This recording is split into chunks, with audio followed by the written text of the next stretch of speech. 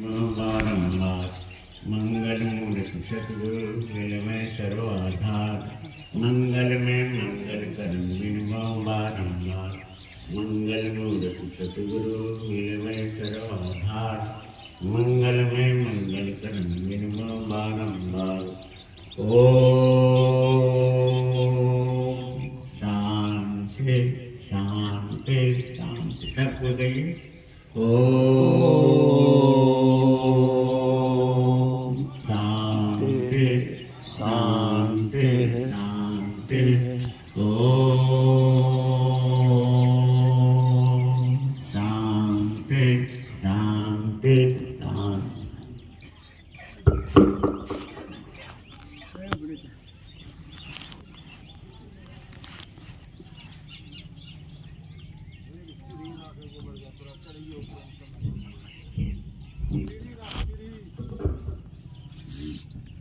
कितना समय हुआ? आधा घंटे पहले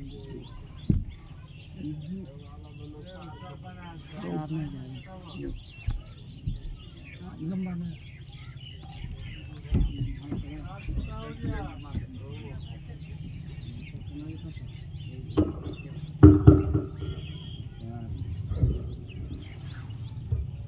बंदो गुरुपद संजय कृपा सिंधु नरे रूप हरि महामोहतम पुंज जासु वचन रवि करे निकरे। अव्यक्त रूप में सर्वत्र विराजमान पूज्यपाद संत सद्गुरु महर्षि में ही परमहंस जी महाराज के उभय पाद पद्मों में कोटि नमन। व्यक्त रूप में मंच पर विराजमान पूज्यपाद महर्षि संत गुरु शरण परमहंस जी महाराज के उभय पाद पद्मों में कोटि नमन। पूज्यपाद महादेव बाबा, आदरणीय सत्संग प्रेमी महानुभावों, माताओं तथा भक्तिमती। अभी पूज्य महादेव बाबा से हम लोग सत्संग योग से पाठ का श्रवण कर रहे थे। वेद मंत्र का पाठ हुआ और सायंकाल कल हम लोगों को पूज्य अच्युतानंद बाबा जो कलकत्ता में निवास करते थे आश्रम में, उनके बारे में यह दुखद संदेश प्राप्त हुआ कि वे अपने इस पार्थिव शरीर का परित्याग कर चले गए।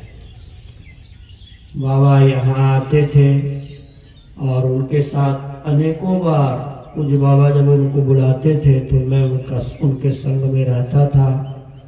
उनके प्रवचनों को बहुत बार मैंने बहुत गंभीरता से सुना था। सचमुच लगते थे कोई बात कि ये जो MA PhD वाले विद्वान तो नहीं, लेकिन वास्तव में व्यवहारिक रूप से बड़े ऊंचे विद्वान महात्मा थे। परमात्मा उनकी आत्मा को शांति दे। अब आज का विषय है ईश्वर का स्वरूप। सत्संग योग चारों भाग के प्रथम भाग में कहा गया, जगत प्रसवकर्ता ईश्वर का तत्व ज्ञान प्राप्त करने के लिए पहले बुद्धि योग, फिर अग्नि की ज्योतियों का योग करना चाहिए। अब यहाँ एक शब्द हम देखते हैं, प्रसवकर्ता। अब इस प्रसवकर्ता को थोड़ा हम विस्तार से समझने का प्रयास करेंगे। इस विषय पर हम लोग बहुत दिन से सुन भी रहे हैं और बोल भी रहे हैं, तो हर बार बोलने सुनने में कुछ नई बातें दिमाग में समझ में आती है। वो बातें पूर्व की अपेक्षा ज्यादा विकसित होती है।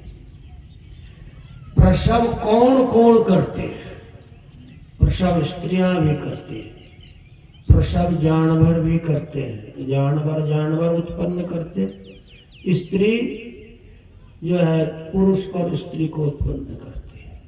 परंतु ये संसार भी परमात्मा के प्रसव से उत्पन्न हुआ है। परमात्मा स्त्री पुरुष नहीं बल्कि संसार उत्पन्न करते हैं। He is the creator, producer of this universe. अब जब वह यह सृष्टि उत्पन्न किए और हम लोग ध्यान क्यों करते? परमात्मा से मिलकर परमात्मा हो जाने के लिए करते हैं, ध्यान करते हैं। अब मान लिया जाए कि हम अभी ध्यान कर रहे हैं, करते करते करते करते परमात्मा से मिल गए, परमात्मा हो गए, तब जो परमात्मा सृष्टि करते थे हम भी करने लग जाएंगे।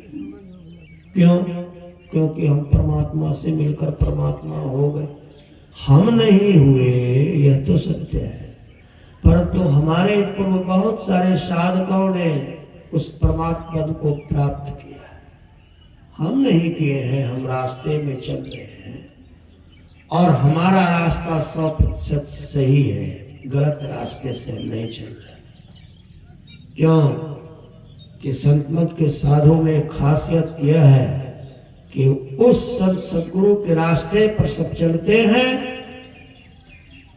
जिसने उस रास्ते पर चलकर उस अरहत पद को प्राप्त किया था। कोई अपना नया रास्ता बनाकर नहीं चलते। अरे जिसने परमात्मा को प्राप्त किया ही नहीं वो रास्ता नया क्या बनाएगा? रास्ता बना नहीं सकता। जो रास्ता बना है उसी रास्ते से चलना पड़ता है। महाजनो येन गतः स्वपंथा। अब उस क्रिएटर ऑफ दिस यूनिवर्स को कि ज्ञान को प्राप्त कैसे करें, उसको कैसे हम how we will obtain that thing, कैसे उसको प्राप्त करेंगे, what is the process of that, उसकी प्रक्रिया क्या है। तो गुरु महाराज ने कहा कि बुद्धि योग करो। बुद्धि योग में मानस जप करो और मानस ध्यान करो। मानस जप और मानस ध्यान। मानस जप से क्या होगा? करने से क्या होगा? मन संसार में बिखरे पड़े, स्कैटर्ड माइंड, हमारा माइंड विखरित हो गया है। और जो बिखरा हुआ है, सिमटा नहीं है, वह निर्बल हो जाता है। और यही मन जब सिमट जाता है तो शक्तिशाली हो जाता है। जब घर परिवार या समाज में लोग एकजुट नहीं होते तो परिवार समाज कमजोर हो जाता है, और वही लोग जब एकजुट हो जाते तो शक्तिशाली हो जाते। उसी तरह से मन यह इंद्रियों के घाटों से निकलकर जब संसार में बहता चला जाता है तो यह बिखरा हुआ है। और वही इंद्रियों के घाटों से योगी जब समेट कर उसको एक जगह एकत्रित करता है, वो कैसे करता है? गुरु की सेवा करके, सत्संग का श्रवण करके, श्रवण करवा कर सुनता है और सुनाता है। और कठोर ध्यान अभ्यास जब करता है तब उसके मन सिमटने लगते हैं। मन सिमटने लगते हैं। मन को सिमटाने के लिए दीक्षा के समय एक मंत्र दिया जाता है और वह मंत्र अति पवित्र होता है, जिसके बारे में गुरु महाराज जी ने कहा, अति पावन गुरु मंत्र मन ही मन जाप जपो, उपकारी गुरु रूप को समय से ध्यान धरो। तो बुद्धि योग में पवित्र मंत्र का जप, तो वह पवित्र शब्द जिसे निर्वाण प्राप्त योगी ने आपको प्रदत्त किया है दीक्षा के समय, आप में पवित्रता, पायसनेस, होलीनेस का संचार करेगा। और पवित्र जीव पवित्र आत्मा परमात्मा को नहीं प्राप्त कर सकता। पवित्रता पवित्र मंत्र के जप से उत्पन्न होती है, मानसिक जप से। उसके पूर्व उपांशु और वाचिक का भी सहारा जीव लेता है। तदोपरांत उपकारी गुरु रूप को मानस ध्यान करो। वह गुरु का एक रूप जो बड़ा है, उपकारी है, परोपकार करने वाला है। वह रूप प्रकट होकर जीवों के मन को जो संसार में विषयों में बिखरा था अपनी ओर खींच लेता है। परंतु उस रूप में भी उतना सिंताव नहीं होता, उतना सिंताव नहीं होता, पूरा एक बिंदुता नहीं हो पाती। क्यों? क्योंकि रूप थोड़े बड़े होते हैं और वहां पर दृष्टि एक बिंदु पर नहीं, कोई एक रूप बहुत प्रकार के बिंदुओं के योग से बना है। तो विभिन्न बिंदुओं के योग पर जब दृष्टि जाती है तो एक बिंदुता नहीं आ पाती। तो फिर एक बिंदुता के लिए फिर कहा अग्नि की ज्योतियों का योग दृष्टि योग।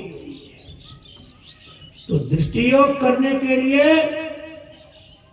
दीक्षा लेना अति अनिवार्य है। हम विश्व के सारे देशों में और भारत के बहुत सारे राज्यों में बहुत प्रकार से प्रचार प्रसार करते रहते हैं और इसी कार्य के लिए मैंने संसार के सारे कामों को बंद रख दिया ताकि इस पर मेरी ज़्यादा एकाग्रता हो जाए। परंतु मैं बार बार कहता हूँ, कई प्रवचनों में कहा हूँ, जो संत सदगुरु को चुन करके दीक्षा नहीं लेंगे उसमें दिक्कत ये होता है कि मरने के बाद वो मनुष्य बनेंगे कि नहीं बनेंगे इसकी कोई गारंटी नहीं रहती है। परंतु दीक्षा का बीज मंत्र जिसमें पड़ जाता है वह जीव अगर किसी प्रकार मरने के बाद दूसरी योनि में चला भी गया तो उस दीक्षा मंत्र के प्रभाव से फिर मनुष्य योनि में आ जाता है। इसलिए जो लोग दीक्षा नहीं लिए हैं, धार्मिक दीक्षा, वो अवश्य ले लें। जैसे कोई बच्चा है, जन्मता है, स्कूल में पढ़ाते हैं, जिस बच्चे को नहीं पढ़ाते क्या होता है? चोर, बदमाश, डकैत, गुंडा बन जाता है। उसी तरह से जो ध्यान की पढ़ाई नहीं पढ़ेगा वो परलोक के मामले में बहुत ही गरीब आदमी रहेगा, परलोक में उसको कुछ प्राप्त नहीं होगा, यहाँ तक कि वो अपना मनुष्य जन्म भी आगे में नहीं बचा पाएगा। बहुत सारे देश में अधिकारी हैं, बड़े बड़े पद पर हैं। सुनने में आया कि एक पूर्व राष्ट्रपति थे, वो सिगरेट पिया करते थे, लंबा सा डंडा लगा करके, और जब रिटायर किए तो उसके राष्ट्रपति भवन से 500 सिगरेट वाला डंडा मिला। संसार में कुछ हो जाना और अपने मनुष्य जन्म को आगे बार भी कायम कर लेना में आसमान जमीन का अंतर है। संसार में कुछ होने को होना नहीं माना, साधुओं ने, संतों ने नहीं माना। अगर कुछ होना हो, ये बात तय मान लो कि कल को हम सबों को शरीर से जाना है, और शरीर से जाने के बाद की जो तैयारी नहीं करता परमात्मा तत्व की प्राप्ति के लिए, गुरु से दीक्षा लेकर ध्यान नहीं करता, वह मूर्ख मरने के बाद मनुष्य योनि में भी को भी प्राप्त नहीं कर सकेगा। जानवर, घोड़ा, कुत्ता, गधा, छिटकिली, पिल्लू, चिल्लर, इस सब योनियों में चले जाता है। बड़े बड़े पदों पर बैठे हैं, राष्ट्रपति हैं, प्रधानमंत्री हैं, मुर्गा खाते हैं, शराब पीते हैं, ये सब दुर्गुण है। इसलिए ये सत्संग है, संतों का संग है, साधुओं का संग है। यहाँ जीवों को सुधारने के लिए और परमात्मा से मिलने की शिक्षा दी जाती है। इसलिए सिद्ध महापुरुष से गुरु दीक्षा लेकर उसका अभ्यास कीजिए और दृष्टि योग कीजिए। दृष्टि योग करने से क्या होगा? दृष्टि योग करने से दृष्टि की धारें जुड़ती है, ये दोनों चेतन धारें होती है। और जब जीव अपनी चेतन शरीर को इस जड़ शरीर से बिंदु के रास्ते से निकाल कर इस स्थूल मंडल के स्थूल शरीर और स्थूल संसार से निकल जाता है, तो वह एक बहुत बड़ा काम, पारलौकिक काम, बहुत लंबे समय का काम कर बैठता है। ये शिक्षा आपको धरती पर बहुत सारे विश्वविद्यालय हैं, ऑक्सफोर्ड यूनिवर्सिटी है, कैम्ब्रिज यूनिवर्सिटी है, JNU है, कहीं भी ये सब शिक्षा नहीं दी जाती। इसलिए आप सबों का भाग्य है, बड़े भाग पाइए सत्संगा, बिन प्रयास होई भवभंगा। बड़े भाग्य से आपको यह सत्संग मिला है, साधुओं का संग मिला है। और इस सत्संग में आकर के जो सीखते हैं उसको कीजिए ना। फलना का ये बाबा जी लोग तो हम लोग को बरगला रहा है और सब अपना बाल बच्चा को मंत्री बना रहा है, IPS बना रहा है, ये कहता है आंख बंद करके ध्यान करो। अरे बरगला नहीं रहा है। अरे ध्यान करके ही भगवान बुद्ध अरहत पद को प्राप्त किए, ध्यान करके ही 4 युगों में बाबा कबीर संत सम्राट हो गए। और जो संसारी लोग क्या बने? आप ध्यान नहीं करोगे, बच्चों को बोलोगे कि मंत्री बनवाएंगे, फिर वो मुर्गा खाएगा, 100 जन्म में उसका 100 वर्ष में सारा खेल खत्म हो जाएगा, फिर अगला जन्म में चिल्लर और पिल्लू बन के पैदा हो जाएगा, क्योंकि उसने धार्मिक दीक्षा नहीं दी। इसलिए बनो तो अरहत प्राप्त करने वाला योगी बनो। उसके लिए गुरु से दीक्षा लो, ध्यान करो और संतों के रास्तों से चलोगे तो अनंत काल तक सुखी हो जाओगे। और दूसरों के रास्ते पर जाओगे तो वही माया वाला सुख कुछ दिन का मिलेगा। हमने देखा है आजकल IPS ऑफिसर जितना पास होता है, सरकार की इसको पैसा वैसा बहुत मिल गया, गाड़ी घोड़ा मिल गया, रोज दारू पिएगा, शराब पिएगा, मीट खाएगा, मुर्गा खाएगा, बकरी खाएगा, गाय घोड़ा ऊँट सब खाएगा, सब जिला से खूब पैसा वसूलेगा, कहेगा हम तो IPS बन गए। अरे तुम अभी न बने हो, जब तेरा शरीर जाएगा संसार से तब तेरा क्या हासिल होगा ये तुमको नहीं पता है, साधुओं को पता है। इसलिए संसार में किसी भी पद को क्यों नहीं प्राप्त कर जाओ। झूठ, चोरी, नशा, हिंसा, व्यभिचार, इसका त्याग करो। ये शिक्षा तुम साधुओं के संग में आते तो तुम्हें दी जाती, तुम तो संसारियों से शिक्षा लिए। संसारियों की शिक्षा को बाबा कबीर ने स्वीकारा ही नहीं। बाबा कबीर मसीह कागज छुओ नहीं वाले विद्वान थे बाबा कबीर, और आज संत सम्राट के नाम से पूरी धरती पर ख्याति प्राप्त की है बाबा कबीर। कौन नहीं उनको मानता? उन्होंने जहां शरीर परित्याग किया, मगहर धाम, वहां अभी भारत सरकार 80 करोड़ की लागत से भव्य मंदिर का निर्माण कर रही है। उनके संप्रदाय के एक महात्मा ने हमें बताया। ये थे बाबा कबीर। अब हमारा कहना है कि दृष्टि योग करो, मानस जप करो, मानस ध्यान करो, ये सब तो करो। और ये करके फिर वैसे महापुरुष को उत्पन्न करने के लिए परमात्मा से प्रार्थना करो, जिस महापुरुष को ज्योति और नाद की समझ और पकड़। जब तुम ध्यान करने जाओगे तो अंदर में तुम्हें परमात्मा की तरफ से 2 आंतरिक सहारे मिलेंगे, और वो सहारा होगा एक ज्योति प्रकाश, लाइट का, परमात्मा के प्रकाश का, और दूसरा होगा परमात्मा के शब्द का। लोग कहते हैं कि हम लोग, कितने लोग कहते थे कि हम लोग तो सगुण साकार की उपासना करते हैं। हमने सगुण साकार की उपासना गलत नहीं है, लेकिन वो अंतिम उपासना नहीं है। सगुण साकार की उपासना अंतिम उपासना नहीं है, वो प्रारंभिक उपासना है। साकार मतलब जिसका आकार हो, जैसे मेरा नाम गौतमानंद है और मेरा रूप ये है जो आप हमको अभी देख रहे हैं, यही बात है। अब बताइए ये जो रूप हमारा है या आप ही का जो हम आपको देख रहे हैं शरीर में, वो जो रूप है, ये सब रूप क्या नित्य हैं? क्या हमेशा रहेंगे? उत्तर आता है नहीं। इन रूपों का कुछ काल के बाद इनको समाप्त कर दिया जाएगा। हम सब की सब एक न एक दिन क्रम से मृत्यु हो जाएगी। हमारे शरीर को, आपके शरीर को और सबके शरीर को जलाकर राख कर दिया जाएगा।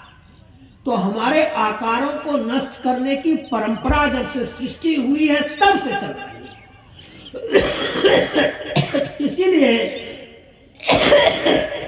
संतों ने कहा निर्गुण निराकार की उपासना करो। निर्गुण निराकार कैसा होगा? गुणों से रहित, सत रज तम गुणों से रहित, और निराकार जिसका कोई आकार ना हो, उसको अंग्रेजी में शेपलेस कहते हैं या फॉर्मलेस कहते हैं, उसकी उपासना करो। इस्लाम धर्म वाले तो कोई फोटो की उपासना करते ही नहीं। इसी कारण वो निर्गुणवादी, निराकारवादी, तो मैं उसको मानता, इस्लाम को मैं मानता। हालांकि व्यवहारिक तौर पर इस्लाम धर्म उतना आगे नहीं बढ़ सका जितने सिद्धांतों में आगे है। जितने बड़े उसके सिद्धांत हैं, व्यवहार में उतना बड़ा नहीं है। और सिद्धांत तो उसके बहुत बड़े बड़े हैं। ये सब मैं इसलिए कह सका कि मैं शोध जब कर रहा था तो इस्लाम धर्म पर के सिद्धांतों पर भी था हमारा शोध, पीएचडी। अब हुआ कि गुरु महाराज की वाणी का भी पाठ हुआ है अभी मत्स्य पदार्थ से। नित्य पति सत्संग कर ले प्यारा, तेरा कार सरे सारा। नित्य प्रति प्रतिदिन नियम बनाकर सत्संग कर लो। कितने लोग कह रहे हैं कि खेती का समय है, सत्संग में कैसे आएंगे? तो हमारी अनुभूति कहती है कि जो सत्संग में समय देता है परमात्मा उसका सारा काम कर देते हैं। मेरा आपकी कृपा से सब काम हो रहा है, करते तुम ही हो भगवान,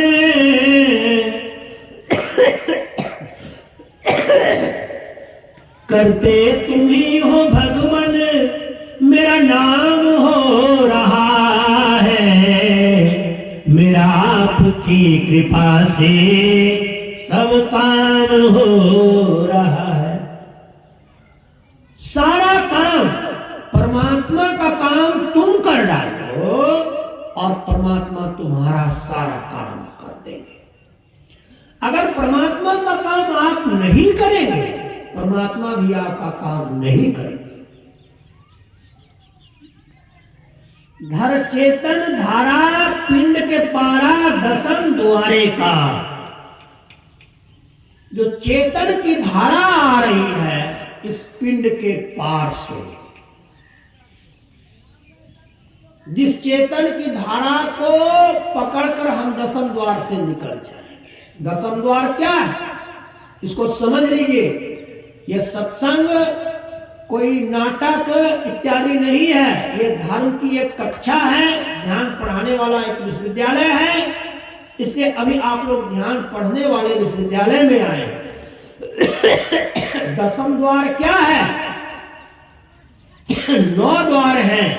2 आंख के द्वार, 2 नाक के द्वार, 2 कान के द्वार, 1 मुख के द्वार, 1 पेशाब के रास्ते का द्वार, 1 पैखाना के रास्ते का द्वार, वह 9 द्वार हुए। यह द्वार संसार की तरफ खुलते हैं। इससे जीव या चेतना या आत्मा इन द्वारों से विषयों में संसार की तरफ चली जाती है। और दसम द्वार है, एक अंदर में रास्ता है, 10वां द्वार है जो कि बंद है। योग की प्रक्रिया से इसको खोलना पड़ता है। वह दसम द्वार परमात्मा की तरफ जाने वाला रास्ता है। तो उस तरफ जाने के लिए चेतन धार को पकड़ना पड़ता है।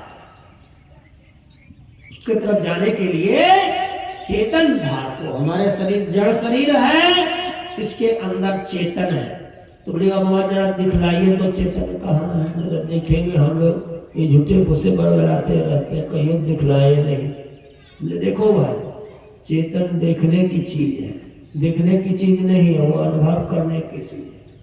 ध्यान करोगे, गुरु की सेवा करके, सत्संग करके, ध्यानाभ्यास करके, तो वो चेतन तुमको समझ में आएगा। जैसे दूध के अंदर घी रहता है, मक्खन रहता है, पनीर भी रहता है, वो अंदर में रहता है, फाड़ के निकालना पड़ता है।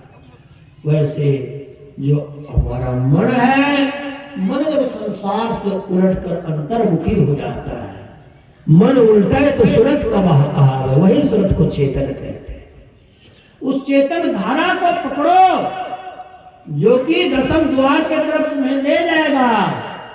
ज्योति जगी जावे अति सुख पावे, शब्द सहारे का।